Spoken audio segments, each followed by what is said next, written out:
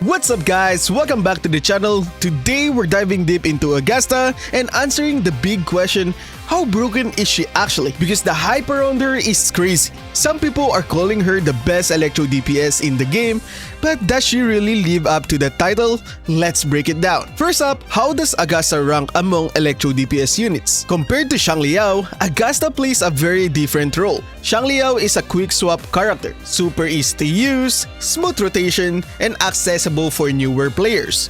His kit lets you dip in, drop big abilities, and dip out. But here's the trade-off. While his burst damage is solid, it isn't as high as Augusta's. And Xiangliao's damage window is actually limited. His intuition state lasts only 24 seconds, and you have to consume his hypercubes efficiently within that time or you'll lose a lot of DPS. Augusta on the other hand is more of a true hyper carry. Her damage ceiling is higher and she's much more consistent once you invest in her. Not only does she bring raw electro damage, but she also shields herself and her teammate, which increases her survivability that DPS units like Xiangliao just doesn't have. So if you want a smoother gameplay with a quick swap style, Xiangliao is still a strong pick. But if you want a highest electro DPS ceiling and don't mind committing to a dedicated on-field playstyle, Augusta wins. Next up, flexible teammates. One thing that makes Augusta stand out is how flexible she is in a team comp. So that being said, her normal team comp is like this. Augusta heavy attack buffer, which is Mortify and healer or buffer, which is Shorekeeper or Verena. Pairing her with this layout makes her output skyrocket. Unlike some DPS unit that needs very specific team cores to function, Augusta is easy to build around. Here's something people sleep on: fast movement. Augusta has surprisingly good mobility. Her kit allows her to weave in and weave out of combat quickly.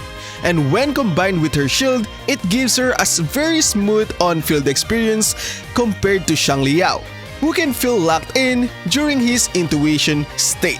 Augusta has more freedom to reposition while keeping up DPS. This is one of Augusta's underrated strengths.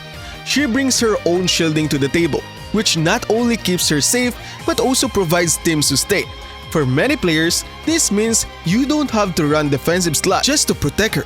She's self-sufficient, which opens up team building options. Now here's we have to be real. Augusta's damage is somewhat backloaded. A lot of her big numbers come after she set up her combos and rotation. That means in super short fights or when enemies space out quickly, she might not feel as explosive as someone like Xiangliao, who can front load a ton of damage quickly. But in longer fights and also endgame content, her sustained damage ramps up massively. Now let's go and talk about her strengths and weaknesses. First and foremost, excellent consistent electro DPS. Good self and team sustain with built-in shielding. Her time stop ability literally halts everything, even endgame content timers. This is busted for certain encounters on the game. Flexible team option and safe playstyle. For weaknesses, we got slightly reliant on paid weapon options. With her signature, she's insane, but without her premium weapons, her DPS takes a noticeable hit, making her more gear dependent than someone like Xiangliao. And also, backloaded damage means you need to set up her windows properly. Now let's go and talk about her biggest weakness, which is weapon dependency. With her signature or other 5 stars, her DPS feels insane, but when you drop down to non-premium or free-to-play option, her damage falls off more sharply than other DPS units. She's still strong, but if you're not ready to invest in her weapon, she won't hit her maximum potential. So where does leave Augusta's overall? In the current Wuthering Waves meta, she's without a doubt one of the strongest electro DPS unit in the game. She combines survivability, high ceiling damage, and flexibility in team comps. Something not all DPS can claim. Yes, she's weapon reliant and her damage is a bit backloaded, but if you're willing to invest in her, she can carry your account through pretty much all the content in the game. Bottom line, Augusta is broken, not in the sense of unstoppable without flaws, but in the sense that she is a meta-defining DPS who rewards investment in the game.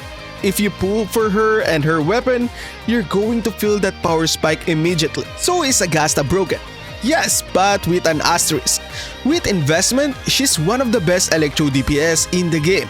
She's easily rivaling, in many cases surpassing other characters.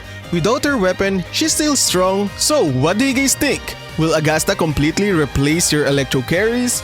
Or do you prefer smoother flow of Yinlin and Shangliao? Let me know in the comments, and don't forget to like, subscribe for more Wuthering Waves video. Thank you, have fun!